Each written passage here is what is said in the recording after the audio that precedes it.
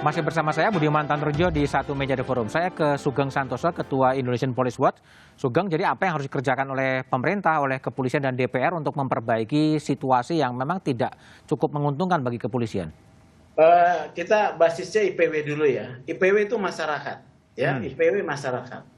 Paling sederhana, masyarakat itu seperti tadi dikatakan, layani dengan baik.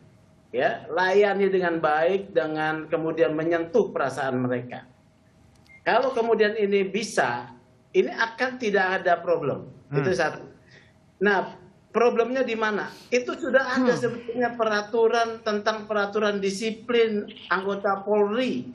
Semuanya detail sekali di sana. Nah, kepada semua kepala satuan wilayah, ya, kepala satuan wilayah pada masing-masing tingkatan, ini anggotanya dibina tentang peraturan disiplin Polri, ya, jangan arogan, ya.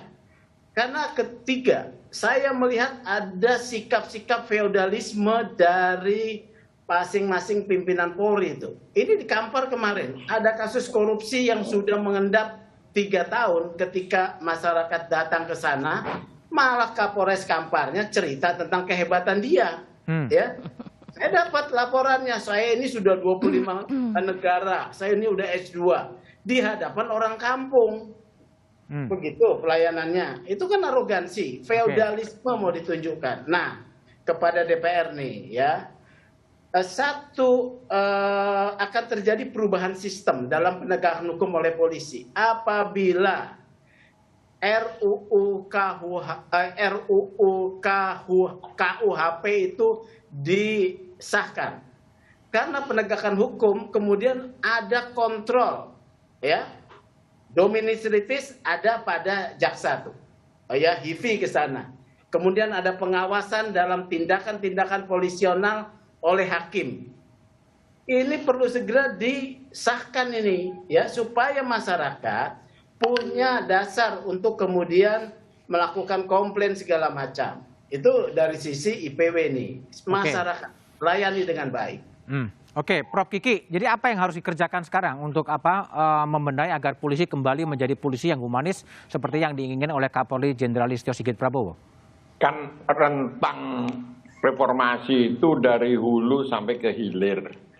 Kita bicara hilir nih sekarang. Ya. Nah, lalu pembenahan dilakukan mulai dari hulu.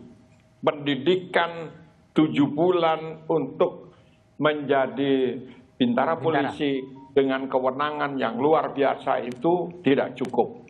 Lalu kalau tidak cukup, apa yang harus dilakukan? Kurikulum itu tidak mencakup pengetahuan tentang diskresi, tidak mencakup pengetahuan mengenai rohnya polisi. Jadi polisi itu apa? Why are you here? Itu jawaban itu tidak pernah diajarkan. Kenapa Anda jadi polisi? Gitu. Ya kalau pengen kaya, jadilah pimpinan Kompas misalnya. Jangan jadi polisi.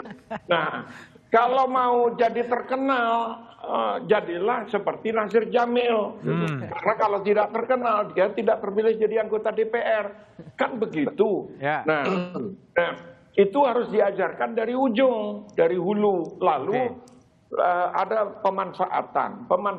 Kita semua sudah tahu bagaimana orang yang salah itu dihukum dengan dibuang ke tempat jauh, ke NTT, ke Papua, ke Kaltara gitu. Akibatnya apa?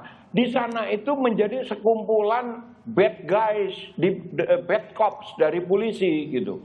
Nah, kapan mau jadi baik kalau kayak gitu? Saya lihat ini kan kasus-kasus yang sangat jauh dari Jakarta nih gitu. Yang karena dibuang-buang di tempat yang jauh. Nah, itu pemanfaatan, dan di paling ujung hilir lakukan langkah tegas seperti kata Kapolri tadi. Baik, Prof Kiki. Copot, pidanakan, sudah. Baik, Bang Nasir Bang Nasir, jadi apa saran Anda untuk perbaikan situasi ini? Iya, saya pikir memang reformasi itu tidak boleh dilakukan setengah-setengah. Bagaimana kemudian upaya untuk meningkatkan mindset dan kemudian culture set di kepolisian itu tidak boleh berhenti. Karena apapun ceritanya, banyak harapan yang diharapkan oleh masyarakat di pundak anggota Polri. Artinya mereka harus memiliki kepribadian yang lebih dibandingkan dengan individu lainnya. Mengingat tugas dan kewenangan mereka itu tidak ringan, ya. Nah, karena itu memang kepribadian yang lebih di atas individu lainnya, memiliki spiritualitas, ya. Dan kemudian juga bagaimana instruksi daripada Kapolri agar setiap pimpinan mengawasi ya setiap kegiatan di levelnya. Itu artinya apa? Itu artinya pimpinan harus menunjukkan keteladanan. Bagaimana pimpinan bisa mengawasi kalau kemudian dia tidak menunjukkan keteladanan kepada bawahannya. Jadi menarik apa yang disampaikan oleh Kapolri melalui TR-nya itu. Jadi beliau ingin mengatakan Anda harus menjadi teladan kalau Anda ingin mengawasi kegiatan-kegiatan kepolisian di lingkungan Anda. Begitu, Mas. Baik, Bung Nasir. Mbak Pungki, jadi closing statement terhadap untuk perbaikan keadaan? Saya rasa ini kita harus menggelorakan kembali reformasi kultural Polri agar berjalan dengan lebih baik. Nah, tadi 2024 itu strive for excellence dan 2025 sudah excellent. Nah, oleh karena itu peran pimpinan tadi memberikan teladan itu sangat penting. Kemudian pengawas terutama pengawas internal, dan kemudian adanya kemajuan teknologi ini harus digunakan untuk menopang tugas-tugas Polri. Katakan misalnya yang ada di lapangan, dibekali dengan body camera, dashboard camera seperti itu untuk membantu pengawasan agar yang bersangkutan dapat melaksanakan tugasnya dengan baik. Oke, baik Mbak Pungki, Prof Kiki, Mas Sugeng, dan Bang Nasir Jamil, terima kasih telah bergabung di Satu Meja The Forum. Makasih. Dunia telah begitu terbuka, kekerasan yang pada masa lalu bisa ditutupi, kini kian sulit. Perubahan jagat komunikasi digital perlu diantisipasi kepolisian. Reformasi kultural jadi keniscayaan. Kemampuan berkomunikasi secara dialogis jadi pekerjaan rumah. Tindakan koreksi harus dilakukan agar cita-cita polisi yang humanis bisa segera diwujudkan. Demikian Satu Meja The Forum malam ini. Tetap jaga protokol kesehatan, gunakan masker, hindari kerumunan, dan ikut program vaksinasi. Selamat malam dan terima kasih.